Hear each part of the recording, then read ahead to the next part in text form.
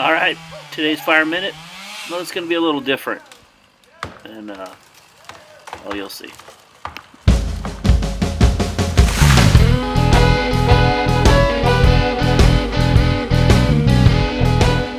There's Fernando, obviously stoked on that tree just fell. Here's Sierra Brown about to fall a tree on a recent trip we did, clearing some woods. Falling trees, bucking, splitting and stacking, and I learned quite a bit. It just reinvigorated the profound respect that I have for forestry firefighters. And it's back to us. That's Felipe Marquez. He did 16 years forestry and jumped for 8 years. Sierra Brown is a San Diego City firefighter. She was also with forestry for 12 years, was a hotshot, and did smoke jumping. She's going to go through some stuff with us that she was showing me. However, this is by no means an instructional video, and I wouldn't do this stuff on my own. This is definitely not necessarily safe work. It's dangerous stuff to do, especially if you don't know what you're doing.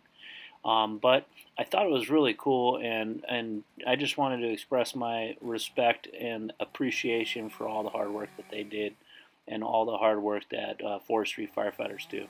Okay, so first I'm going to size up my tree, and I've determined it has a little bit of lean in the direction of the pathway that I already want to take it.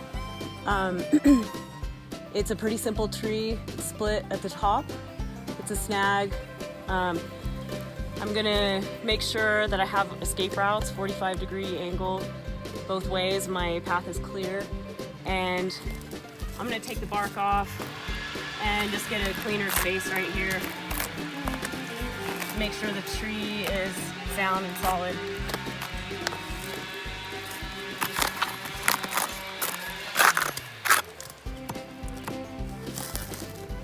Okay, and then I'm going to do my base cut, then I'll do my sloping cut. After that, I'll do my back cut, and it's just going to be a standard, simple felling operation. All right, here's Felipe Marquez, going a little more in depth, and very humble person. He'd be the first to tell you that there are people who know how to do this a lot better than him, but you know, in my eyes, it was pretty neat to watch him and learn from him.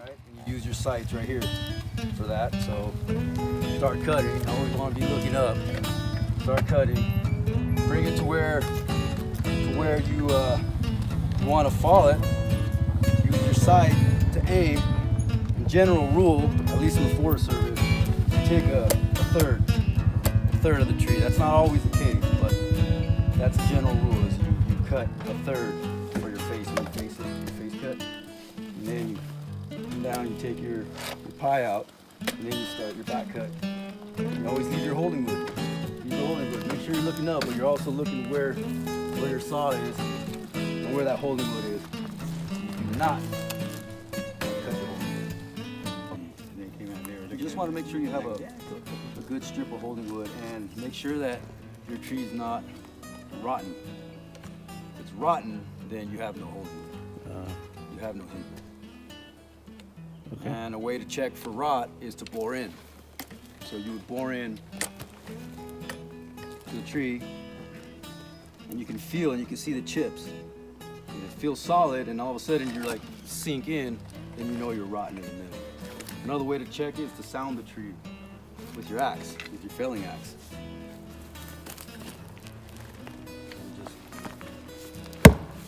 That's solid. If it were hollow, you'd be able to tell. It's a different sound. Or rotten, you know, if you hit this, it's just gonna sink in, crush that rock. But yeah, leave your holding wood. Right on.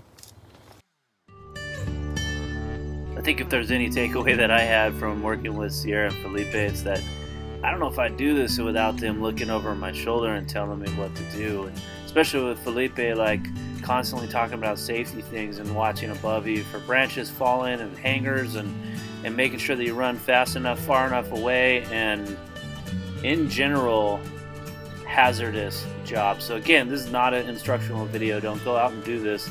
I think you can by just watching this video. But Sierra and Felipe, much respect, along with all you forestry firefighters.